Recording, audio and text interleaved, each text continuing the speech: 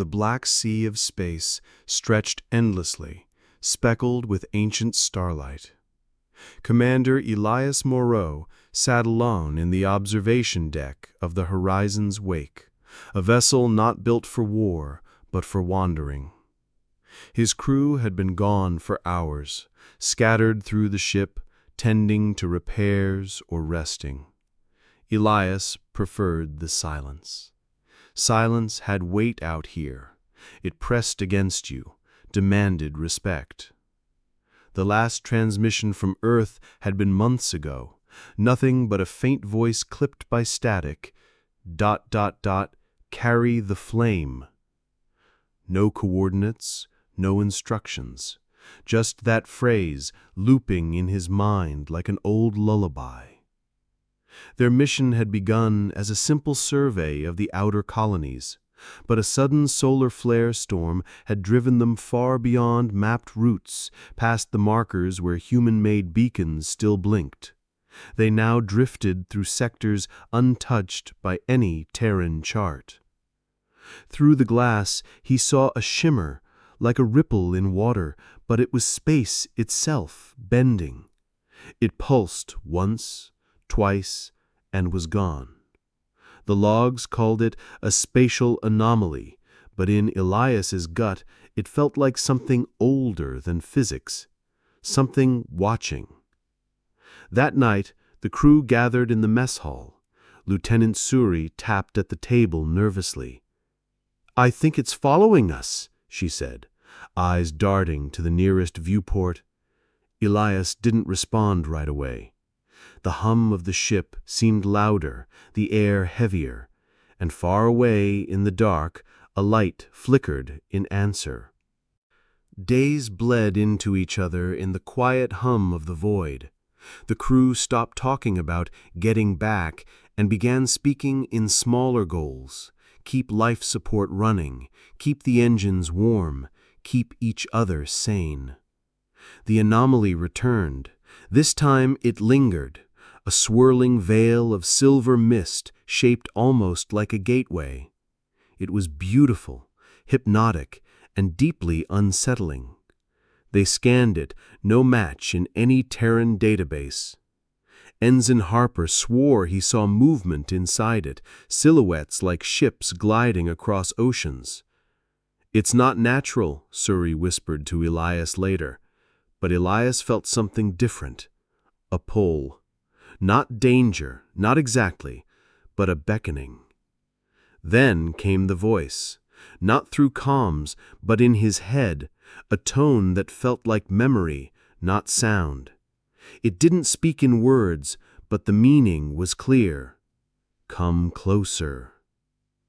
Against protocol, Elias ordered the Horizon's Wake towards the veil. The ship's lights dimmed as though it knew the gravity of the choice.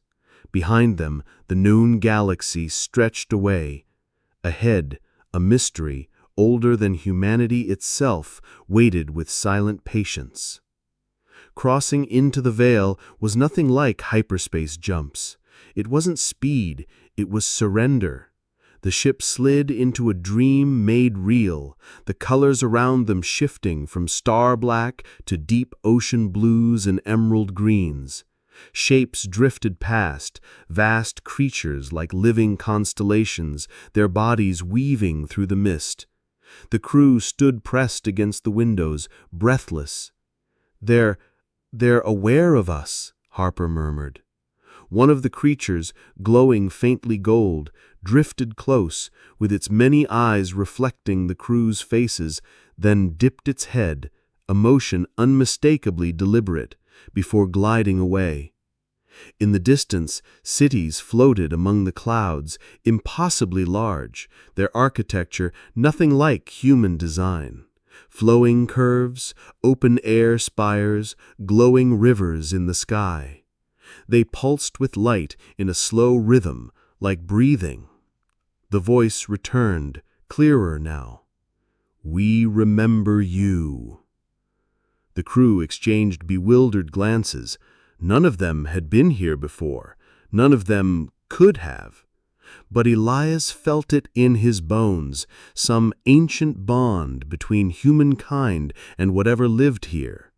He didn't understand it yet, but he knew they were part of something far greater than they'd ever imagined. Time in the Vale was strange. Hours felt like days, days like moments. The ship drifted without power, yet nothing decayed, nothing aged. The beings, who the crew had begun to call the Luminar, visited often, watching, sometimes touching the hull with glowing tendrils, leaving patterns like constellations. Then, without warning, the veil began to fade.